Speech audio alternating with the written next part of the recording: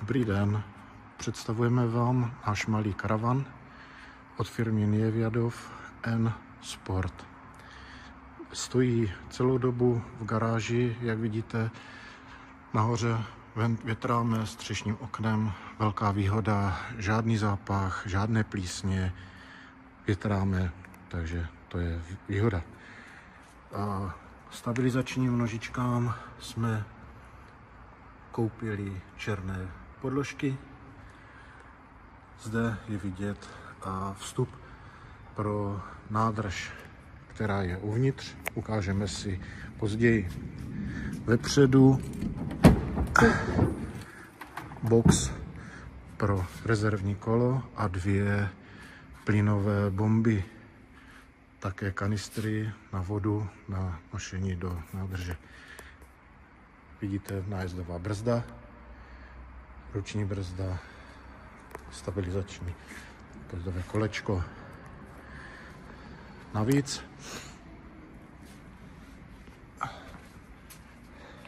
zde je vstup na elektřinu.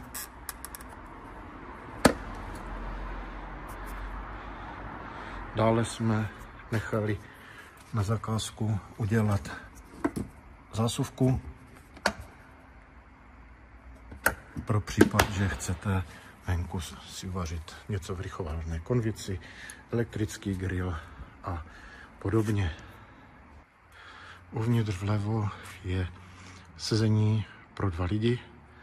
Pod každým sedákem je úložný prostor.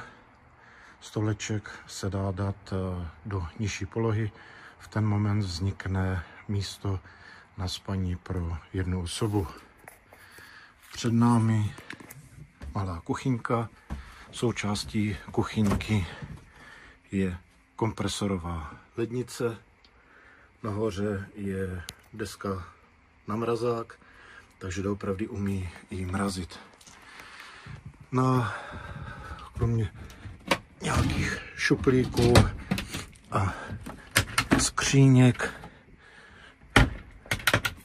je zde dvoukolový plynový vařič na bomby, které jsou umístěné vpředu.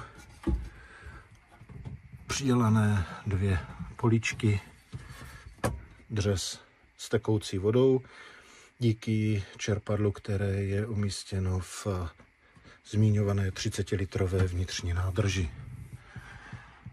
Po stropem kolem celého karavánku jsou poměrně velké úložné prostory.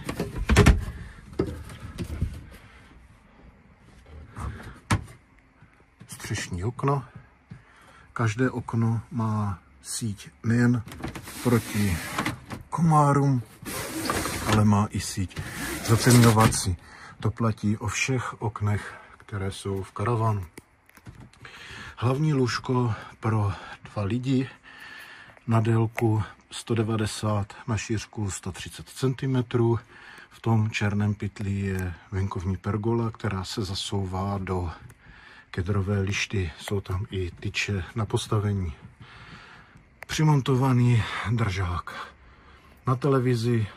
A tady vidíte výfuk, klimatizace, která umí i topit, její senzor ovladač.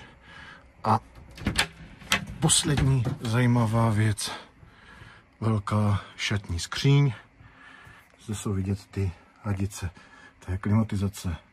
Toto je deska z mrazáku, z ledničky.